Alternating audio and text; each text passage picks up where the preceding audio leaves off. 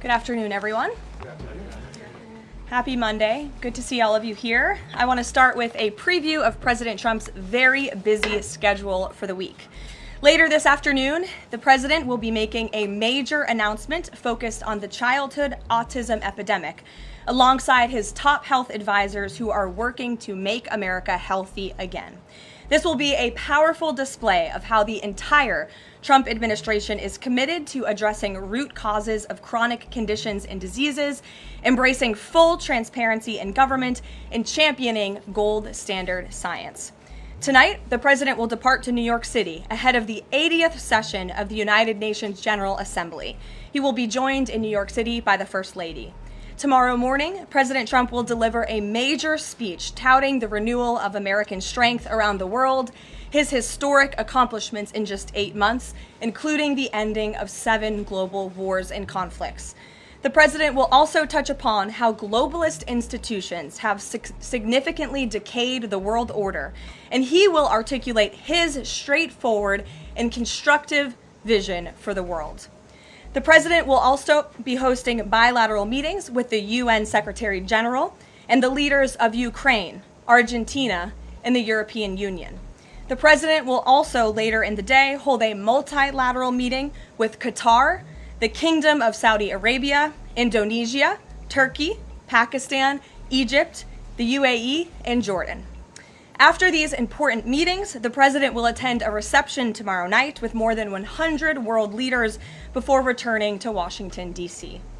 On Thursday here at the White House, President Trump will welcome President Erdogan of Turkey for a bilateral meeting. And on Friday, the president will travel to Long Island for the Ryder Cup golf match between the United States and Europe. This event is one of the greatest sporting events in the world, and it would not be taking place this year without President Trump's help. President Trump signed an executive order last week preventing a strike that would have crippled the New York City area ahead of the tournament, and at the request of the 5 labor unions who all represent workers on the Long Island Railroad. One of the greatest golfers in the world, Bryson DeChambeau, praised the president's critical intervention, saying, quote, "When the possibility of a strike threatened to disrupt transportation and attendance, President Trump stepped up and took the action needed to protect this world-class competition." Thanks to President Trump's decisive leadership, the Ryder Cup experience will be everything fans and the golf community deserve. Again, that's a quote from the great golfer Bryson DeChambeau. Now let's all hope the American Ryder Cup team can take home the trophy. In other news, positive economic data continues to pour in. Brand new polling shows that Americans' faith in the economy and the direction of the nation is back on track and shooting even higher. Home ownership is more affordable, with mortgage rates dropping to a 3-year low.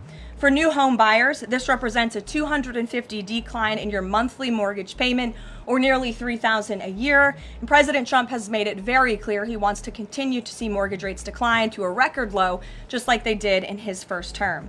Thanks to President Trump's unleashing energy dominance, gas prices are dropping, and Americans are spending the smallest share of their disposable income on gasoline since 2005. Additionally, the annual cost to own and operate a new vehicle is down by nearly 6% over the last year. Americans are earning more and they are spending more than ever before. After inflation outpaced for 26 straight months under Joe Biden, real wages have increased nearly every month since President Trump took office, with wages for blue-collar workers rising at the fastest rate in 6 decades. Retail sales are also booming, up 5% over last year. And the stock market is booming, and Americans' retirement accounts continue to do well, with the Dow, S&P 500, and NASDAQ all hitting new record highs. In fact, the S&P 500 is up nearly 15%, and the NASDAQ is up more than 21% since Election Day. As part of President Trump's mission to restore America as the manufacturing superpower of the world, he has secured nearly $9 trillion in U.S. investment, nearly 9 times more than Biden attracted in his entire 4-year term, and we expect that number to be upwards of $15 trillion very soon. We're already seeing the initial economic benefits of these investments, with industrial production recently rising to an all-time high. President Trump built the greatest economy in the history of the world in his first term, and we are witnessing him do it all over again. Now, before I open it up to questions, I do want to speak on the heinous political assassination of Charlie Kirk. As President Trump powerfully stated yesterday, this assassination was an attack on everything that makes the United States of America the greatest country on earth. But that attack has completely failed. The heartwarming response from the overwhelming majority of the American people over the past 2 weeks is all of the proof that you need. The assassin who took Charlie's life can destroy flesh and blood, but he can never destroy the values that Charlie stood for. All across the country, millions of Americans have prayed, hosted vigils, attended church services, became politically engaged for the first time, and honored the legacy of Charlie and the ideals he died speaking for. The beautiful memorial service attended by President Trump and 100,000 great Americans in State Farm Stadium yesterday was just the latest example. And Erica Kirk's mercy was one of the greatest acts of grace this world has ever seen. May God continue to watch over Erica and their beautiful children. Unfortunately, there have been some jarring exceptions to this unity.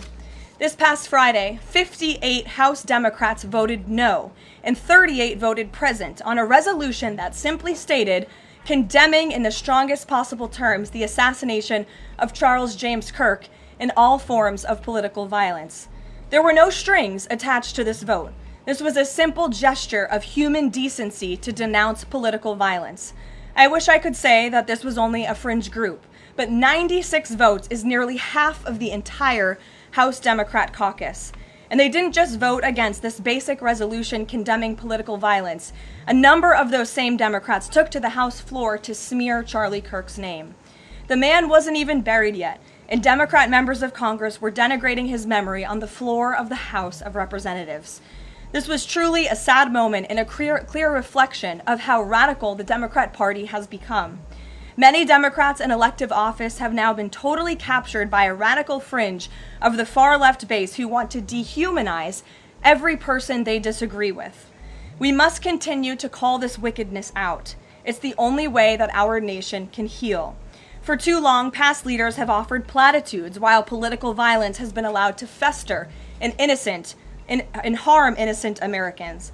There has been coordinated campaigns dating back years, spearheaded by radical left-wing organizations centered on dehumanizing, intimidating, doxing, and even attacking Americans whom they disagree with. These groups have radicalized impressionable individuals to foment violence. An attempted transgender assassin traveled to Justice Brett Kavanaugh's family home with plans to end his life. An attempted assassin came within an inch of ending President Trump's life in Butler, Pennsylvania, and on the campaign trail, another attempted assassin tried to kill the president at his golf club in Florida. A left-wing assassin shot United Healthcare CEO Brian Thompson right in the back in the heart of New York City. ICE agents are facing a more than 1,000% increase in assaults for simply doing their jobs. Violent radical left-wing mobs engaged in illegal behavior, targeted Jewish Americans, and shut down America's college campuses under the previous administration. Left-wing mobs burned down Tesla dealerships out of, quote, protest of Elon Musk and his policies. In May, a left-wing activist shouting "Free Palestine" murdered 2 innocent Israeli embassy staffers outside of the D.C. Jewish Museum here in Washington. These are just a few examples, prominent examples of the growing left-wing political violence in our country. Enough is enough, and as President Trump has promised, he will directly address the dark sources funding and supporting this domestic terrorism to finally restore order in our country. The American people can expect further, very strong action on this very soon. Everyone, Republican, Democrat, everyone in between, we all deserve to live in a country where we do not have to fear for our lives simply for stating what we believe in. With that, I will take your question. In today's new media seat, we have Monica Page, who is the White House correspondent for Turning Point USA's news organization, on the front lines. Monica, thank you for being here.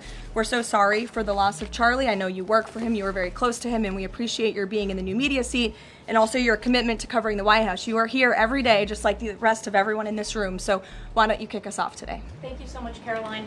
I don't think you realize how much it means to me to be here in this seat, especially on behalf of Turning Point USA and Frontlines. We greatly appreciate it. We also greatly appreciate the outpouring of support and just the really kind words that we heard yesterday at the memorial service. That means more to us been, I don't think anybody ever knows. And even the global support that we're seeing for Charlie has been overwhelming, and it doesn't go unnoticed. So thank you so much. I have 3 questions, if I may, on the horrific murder of Charlie Kirk. Government and local officials said that Antifa inscriptions were engraved in these bullet casings that killed Charlie Kirk. It appears to be a trend, especially after what we saw in the Annunciation Church shooting, Catholic Church shooting. Additionally, Stephen Miller recently commented on the rise in this kind of violence, saying there is a domestic terrorist movement growing in this country. The president is designating Antifa as a domestic terrorist organization. I'm wondering, what is the approach to holding these people accountable, just to ensure that violence like this just is eradicated moving forward? Sure. Well, Antifa is going to be designated a domestic terrorist organization. The president intends to sign that executive order very soon as it's drafted, as soon as today, later this afternoon. And this is something the president campaigned on, because we have seen a rise in violence perpetuated by Antifa radical people across this country who subscribe to this group. And unfortunately, it's gone widely uncovered by many in the legacy media. It also went completely ignored by the previous administration. Not anymore. Not only, as you mentioned, were the bullet casings subscribed with Antifa mottos, if you will, in the heinous assassination of Charlie, but there have also been more examples than I could read off for you here in this briefing room today of violence from Antifa. I will just read a few. In July 2025, several members of an Antifa cell ambushed and opened fire on officers at an ICE facility in Alvarado, Texas, shooting 1 officer in the neck. Also in July 2025, 3 Antifa members were charged with assaulting a police officer during a violent riot outside an ICE facility in Portland, which for weeks prior had been under siege from the local Antifa terror cell. In February 2024, a transgender Antifa terrorist detonated an explosive device outside of the office of the Republican Attorney General of Alabama. In July 2023, Antifa members linked to abortionist group Jane's Revenge firebombed pro-life facilities and vandalized churches. In January 2022, a suspected Antifa member was arrested for bringing a pipe bomb to a pro-Trump event. In January 2021, an Antifa supporter threatened to shoot police officers and Trump supporters outside of the Florida State Capitol building. Again, I could continue to list many more examples for those in the room who don't believe this is a serious threat to American safety and our national security, but this administration knows that it is. That's why the president will be signing this order. And we will also be, most importantly, looking at who is funding Antifa and who is funding these other violent left-wing groups that we've seen perpetuate so much crime and mayhem across our country. Thank you. And Charlie Kirk died exercising his First Amendment right, willingly debating, conversing with everybody and anybody. That was what he did. So what message does this White House have now to all Americans who feel like they are too afraid to express their beliefs, their values, their morals in the wake of such horrific violence? I think the president has answered this, and I will leave it to his response, Monica, where he so beautifully said, we have to keep fighting. We have to keep speaking up. We have to keep speaking our mind. I know that's what Charlie would want us to do. And we have a right to free speech in this country. The president supports it. It is protected by our beautiful Constitution. And Americans should not cower in fear. They should rise up in courage to continue speaking the truth. And to end on a lighter note, Karoline, sure. I'd love to know what your favorite memory of Charlie is. Sure. Charlie was a great guy, and he was, of course, a very influential person in the conservative movement, in the MAGA movement. He was so helpful to the president during the campaign and to all of us who worked on that campaign, that historic campaign. I myself had many great memories going on Charlie's amazing podcast and his show. He was always willing to text people with words of encouragement. In fact, my last text exchange with him was the day before he died, and he was asking for my husband and I's address to send a children's book to our son. And I think that just speaks to the type of person that he was. And I know so many of us here at the White House are going to miss him very much. Thank you, Caroline. Thank you. Gabe. Caroline, thank you. Regarding the autism announcement, Sure.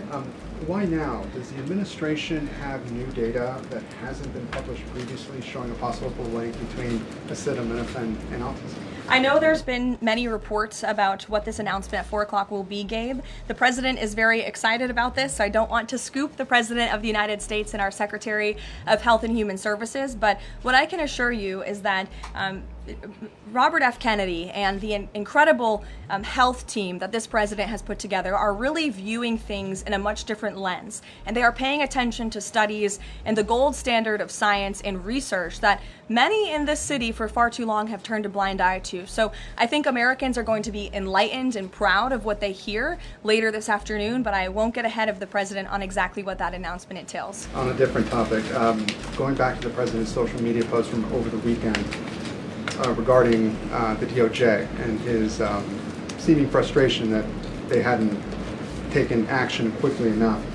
I want to point to something that the president said during his inaugural address. Never again will the immense power of the state be weaponized to persecute political opponents. We will not allow that to happen. Is the president going back on his promise? No. In fact, the president is fulfilling his promise to restore a Department of Justice that demands accountability. And it is not weaponizing the Department of Justice to demand accountability for those who weaponized the Department of Justice. And nobody knows what that looks like more than President Trump.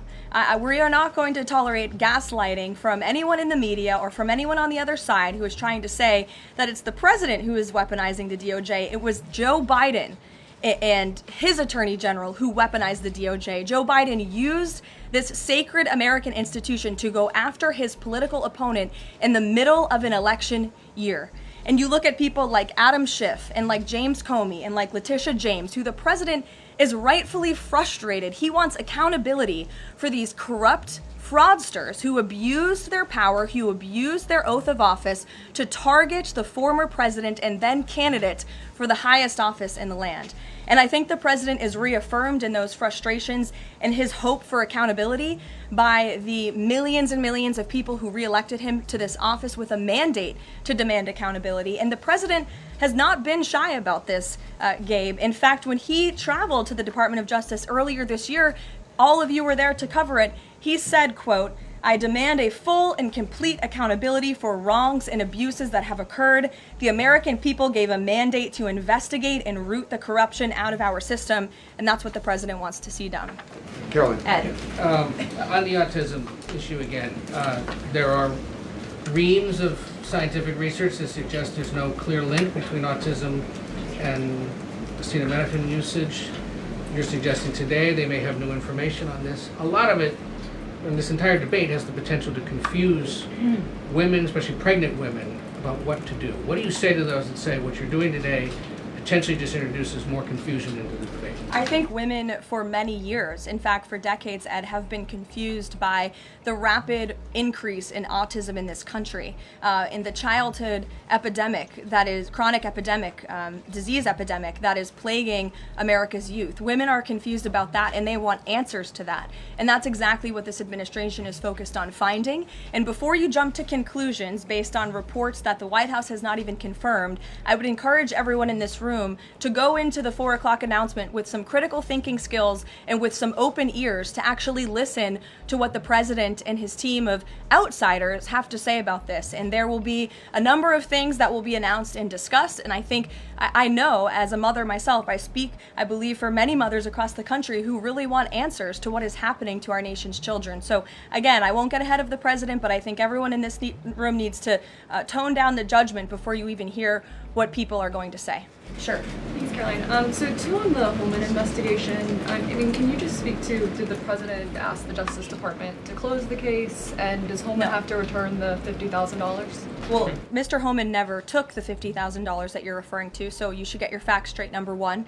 Number two, this was another example of the weaponization of the Biden Department of Justice against one of President Trump's strongest and most vocal supporters in the midst of a presidential campaign. You had FBI agents going undercover to try and entrap one of the president's top allies and supporters, someone who they knew very well would be taking a government position months later. Mr. Holman did absolutely nothing wrong, and even the president's Department of Justice, even Kash Patel's FBI, looked into this just to make sure. They had a number of different prosecutors and FBI agents who looked into this. They found zero evidence of illegal activity or criminal wrongdoing in the White House, and the president stand by Tom Homan 100% because he did absolutely nothing wrong, and he is a brave public servant who has done a phenomenal job in helping the president shut down the border. Mary. Thanks, Caroline. I have two questions on far-left violence. Sure. The first one, the president said yesterday that the bullet hit Charlie, but it was aimed at every one of us. Do you and your colleagues have a heightened sense of fear following this shooting and this far-left violence we're seeing across the country? I certainly think there's a heightened sense of awareness by conservatives across the country, by all of us here at the White House. Again, as I said to Monica, many of us were personal friends with Charlie and had involvement with Turning Point before we came and served our government in this way. So certainly it's a very shocking incident, and I think, you know, it's very unfortunate that those of us who work in this movement have to think about violence just for speaking our minds and for supporting President Trump. And as a follow-up on that, I asked the president last night on Air Force One about this pattern of transgender violence we're seeing. You know, Charlie's killer lived with his boyfriend who identifies as transgender, and then we had the Annunciation shooting, the Covenant shooting, all of these incidents. The president said that we're looking into transgender violence. Does that mean the FBI is looking into it? And can you give any more clarity on how the administration is viewing this uptake in specifically transgender violence? It's definitely something worth looking into, and I think anyone who denies that at this point is being willfully ignorant. And the administration is taking it seriously, all causes of violence, and why these people would be driven to such evil and such hatred. And there's probably many answers to that question, but the administration is really focused on all of them. For individual investigations and cases, of course, the FBI and the Department of Justice are leading those. But as for this overall violence and domestic terrorism that we're seeing, the White House and the president's policy team will be leading the charge, and that really begins with designating Antifa as a domestic terrorist organization. And I can assure you there will be additional actions to come. Sure, in the pink. Thanks, Caroline. Liz Landers with PBS NewsHour. I just wanted to follow up quickly on something that the president had said yesterday. So we heard from Erica Kirk. She said she forgives the man who shot and killed her husband. And then right after that, we heard from the president who said, I hate my opponent and I don't want the best for them. How does that square with bringing down the temperature of political violence in this country? And then, if I could, I had a follow-up on Venezuela, too. Look, the president is authentically himself. I think that's why millions of Americans across the country love him and support him, including Erica Kirk, who you saw so beautifully was on stage with the president in an unthinkable moment, in the midst of an unthinkable tragedy, and was leaning on the president for support during that time. And he was there to give it to her, as well as the vice president and many other top-ranking cabinet officials. Kayla. Thanks, Caroline. On TikTok, the deal. How much is the deal? And if you can't give an exact number to how much the deal is, when can we expect to learn how much the deal is being valued at? And then separately, who are the members involved in the deal? Like, can you share any more details there? So I don't have a specific number for you, nor am I going to confirm the specific individuals and entities in the deal, Kayla, but I do have several details I'm happy to run through for all of you, and the president will be signing the deal, the official deal, later this week at some point. Under the terms of this deal, TikTok will be owned by a majority of American investors and controlled by a board of directors with extensive national security and cybersecurity credentials. In partnership with the U.S. government, Oracle will serve as TikTok's trusted security provider, and they will independently monitor the safety and data security of all U.S. user data on TikTok's platform. Americans' data will be stored securely in the United States without access from China. All U.S. user data will be stored on servers operated by Oracle in the United States, protected from surveillance or interference by foreign adversaries. And the algorithm, I know this is a question many of you have had, will be secured, retrained trained and operated in the United States outside of ByteDance's control. And TikTok will remain globally interoperable, meaning TikTok users in the US will be able to see videos posted by users in other countries and vice versa. While I don't have a number on the specific deal, we do expect that thanks to the president's leadership and the securement of this historic deal, businesses using TikTok will generate as much as $178 billion in economic activity within the US over the next 4 years. So this is great news, not just for the millions of American youth who use TikTok. Their data will be safe and secure with this new deal. They'll continue to use this very fun app, but it's also great news for all of the small business owners who have really been able to make a living off of the use of TikTok as well. And if I could just get one more as it relates to China, on crop prices with farmers, as there's still no official trade deal with China, farmers are getting a little bit antsy navigating, prices being weak and not strong. How is the administration, thinking about farmers right now? Is there anything we can expect to see from the administration on, sort of bailing farmers out should prices continue to not work in their favor? Well, the administration is completely understands the anxiety of farmers. We're very much aware of this issue. It has been a part of our discussions, the trade team's discussions with their Chinese counterparts. As for any specific actions, I don't have any news on that for you today, but I can fully assure you the entire National Economic Council in this building, as well as our Secretary of Agriculture, Brooke Rollins, have been talking with the trade team about this. There's been many meetings on this, and they are on the ball, but I don't have anything specific for you today.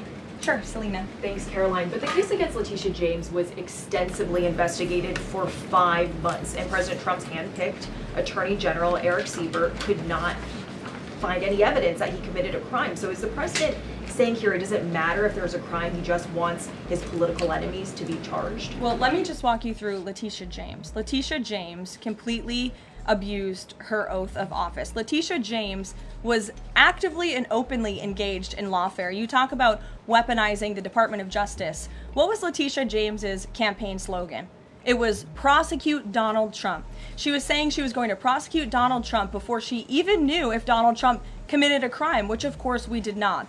Those are not the words of a serious prosecutor. Those are the words of a corrupt politician who is abusing their power. She actively campaigned on that. She also led the witch hunt, the financial fraud investigation against President Trump and the Trump Organization, and an appeals court tossed that case out, a $500 million civil fraud penalty in August, which was another win for the president and exonerated him of this witch hunt and showed that this is an individual who is corrupt and abused her oath of office. And we also have evidence of her mortgage fraud. An April report from a white-collar fraud investigator found that there was documented evidence that James engaged in a consistent pattern of financial and property disclosures that raise serious legal questions. But why won't the president accept the conclusions of his Justice Department to not bring charges against Letitia James? In fact, you had Bondi and Blanche top DOJ leadership who were against ousting Eric Siebert, who again was picked by President Trump. I just answered that question for you, and the president has every right to express how he feels about these people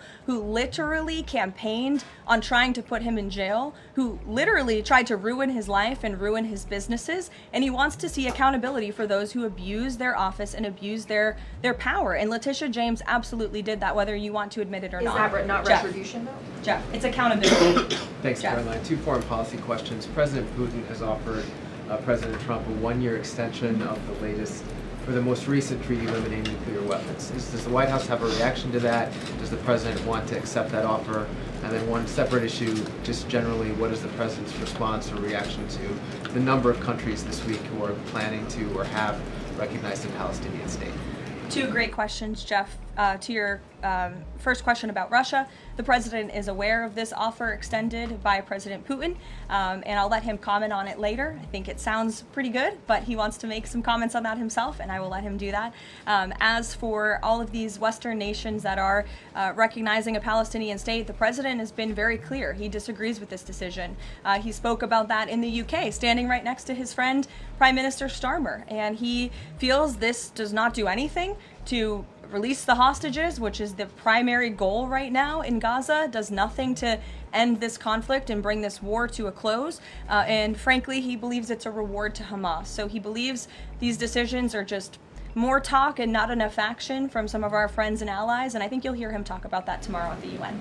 Kristen. Thanks, Caroline. Just going back to this Letitia James story, what does President Trump plan to do if the Attorney General, Pam Bondi, tells him that there is not enough evidence to bring his political opponents' cases or to charge those cases? That's a hypothetical question, Kristen. That hasn't happened at this point. But we did see one U.S. attorney not be able to find enough evidence, and now they no longer have a job. Is that something that you would consider? Look, the president stands with Pam Bondi 100%. He made that clear this weekend. He answered questions from all of you last night on Air Force One. He said the same, and that's how he feels at this moment in time. Just one more thing on the Attorney General. Go ahead. Caroline, would the president support designating Russia as a sponsor of terrorism if it doesn't return kidnapped Ukrainian children? And secondly, we just found out through questioning that Hunter Biden sat in on the discussions of his pardons. What's the White House response to that? Unfortunately, I think it's unsurprising, and it's also very telling that one of the only pardons Joe Biden signed on his way out the door was the pardon of his son. Everything else was signed with an auto pen, but that one was clearly his own signature. To your first question about Russia, I have no news to share with you on that. Sure, in the yellow. According to media reports, Maduro has sent a letter to President Trump, but President Trump avoided saying whether he has read it. Did he receive it? We have seen this letter. Frankly, I think there were a lot of lies that were repeated by Maduro in that letter, and the administration's position on Venezuela has not changed. We view the Maduro regime as illegitimate, and the president has clearly shown that he's willing to use any and all means necessary to stop the illegal trafficking of deadly drugs from the Venezuelan regime into the United States of America. Context of the letter? Gilbertson, go ahead. The admin, to you and then go ahead. Sure. Thank you, Caroline. Whitline with Waterhawk News. The admin has openly discussed taking legal action against officials in sanctuary jurisdictions. Just this last weekend, we saw Mayor of Evanston, Daniel Bliss, rioting and protesting outside of an ICE facility near Chicago. Are there plans to start arresting sanctuary mayors or governors going forwards? Unless they commit a crime, I don't see them being arrested. But if they are violating federal law, if they are violating state law, then of course they should be arrested by state and local law enforcement. If they're violating federal law, then they can expect the consequences of that behavior. Nick. Thank you, Caroline. Would the president like to see Congress pass a national holiday honoring Charlie Kirk annually? That's an interesting question. I'm sure he wouldn't oppose such a thing. But you can pose that to him yourself next time you get the chance. Sure thing. And to follow up too, I know the president is honoring Charlie with the Presidential Medal of Freedom. Is there anything else that we don't know of in the works to honor Charlie? Not at this time, but we do look forward to that Medal of Freedom ceremony very soon. Daniel. Thanks, Caroline. This past Friday, Adam Schiff, Tim Kaine, they introduced a resolution on Capitol Hill aimed at stopping the successful kinetic strikes against narco-terrorists in the Caribbean Sea. What does a move like this, what type of message does it send to families, specifically families who have suffered at the hands of deadly narco drugs like these? I definitely think it sends the wrong message. We wish that Democrats would get on board with a very simple idea of ending drug trafficking and securing our homeland. And I saw a report this morning that the Dominican Republic actually helped us seize a boat that was on its way from Venezuela to the United States of America with lots of deadly drugs on board. And so if you actually hear from Caribbean nations in the region, they are thankful and grateful for the administration's efforts, and they're working alongside us to end this plague of drug trafficking through their seas. Sure, Karen. Over the weekend, Democratic leaders Chuck Schumer and Hakeem Jeffries sent a letter to the White House asking for a meeting with the president to talk about government funding. Has the White House responded to that letter, and will the president sit down with them to talk about this, given that deadline is now 8 days away? Discussions are ongoing with both Republican and Democratic members of Capitol Hill. I don't have any meetings or any scheduling updates for you today, but what I will share is that what this White House wants and what Republicans want. We want a clean funding extension to keep the government open. That's all we're advocating for, a simple, clean budget extension, a straightforward, responsible solution to keep the government open to November 21st and allow the full year appropriations process to move forward. And I will add, this is the same budget that the Democrats approved 6 months ago, just adjusted for inflation. And unfortunately, all of a sudden now, They want to shut down the government. And if the government is shut down, it's only going to, it will be the fault of the Democrats, and it will only hurt the most vulnerable in our country, our seniors, our veterans, our military families, and increasing security for members of Congress, which is something this White House and the administration supports. And if you look back at the statements made by Chuck Schumer and Hakeem Jeffries in the past, they too have advocated against a shutdown and for keeping the government open. Democrat Chuck Schumer himself said a shutdown would mean chaos and pain and needless heartache for the American people. He said once, avoiding a shutdown is very good news for the country, for our veterans, for parents and children, for farmers, and for small businesses. Hakeem Jeffries also said it's about the harm. Families will be hurt if there is a government shutdown. Farmers will be hurt. Holiday travel will be impacted. Democrats clearly know what the right thing to do is here. It's to join with Republicans to pass this clean funding extension. That's what the White House and the president wants. And with that, we will see you all at 4 o'clock for this big announcement later on. Thanks, guys.